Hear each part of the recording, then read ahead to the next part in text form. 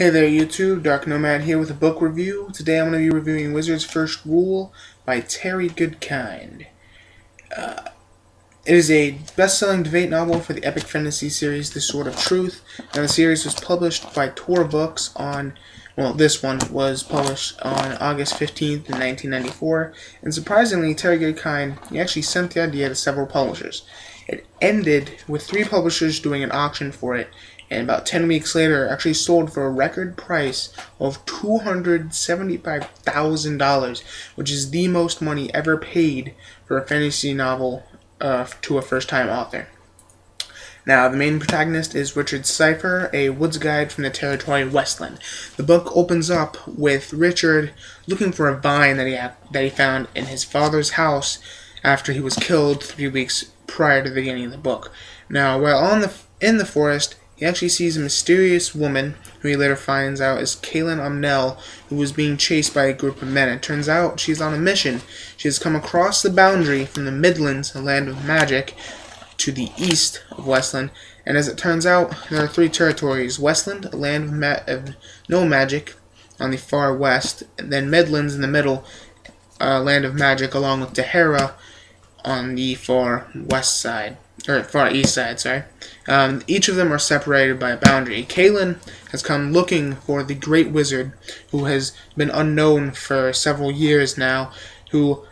She has come to look for him so that he can name a seeker of truth, who is supposedly the only one who will be strong enough to stop a tyrannic leader known as Dark and Raw, Dahara, who has actually broken down the boundary from his nation and the Midlands and turned out to be invading in the Midlands and taking over. Richard's best friend, Zed, who has been posing as a cloud reader and just kind of an old man, is actually the great wizard Kaylin is looking for, and he ends up naming Richard the Seeker. Now they must find their way across the boundary again and find one of the 3 boxes of Orden, which Dark and Raw has put into play and is now looking for. And once he gets all 3 boxes, he will be able to takes its magic to be able to rule the world. So this series, I started it back about 4 years ago. I have finished it. I just reread Wizard's First Rule to be able to give you guys a better review. It has 11 novels to date, along with a couple other different novels, I would say. They both kind of have the same ideas. I won't really go into Law of the Nines, which any of you who's read it knows that it definitely takes something from this series, but I won't go into it due to spoilers or anything like that.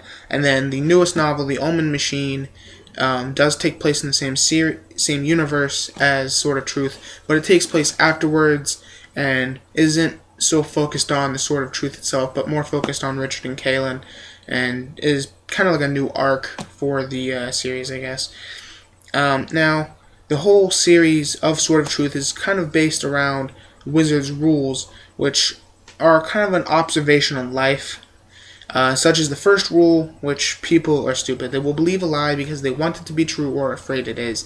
And if you think about it, I mean, it's really true. I mean, if someone comes up to you and says, hey, you want $1 million, I mean, though most people are going to go, oh, no, you're just joking, it's obviously fake, but most people, their automatic reaction is, oh, really, I want $1, because they want it to be true. Everyone wants $1 million. So, every book has a different wizard rule attached to it, and such forth. Richard and the characters must kind of find out, and they each kind of play a role in the main plot of whatever book it's in. Now, the series itself can get a bit redundant when Terry Goodkind keeps hammering you about his, philosophical beliefs, but otherwise it is still a great read, and I do suggest it to any lover of fantasy. Terry Goodkind does a wonderful job with detail and creates a world just as diverse and real gritty as our own, and characters you can really feel for. My score for Wizard's First Rule, the first book, is a 4.5 out of 5, and totally for the series it'd be a 4 out of 5, due to the entire series once again being kind of redundant.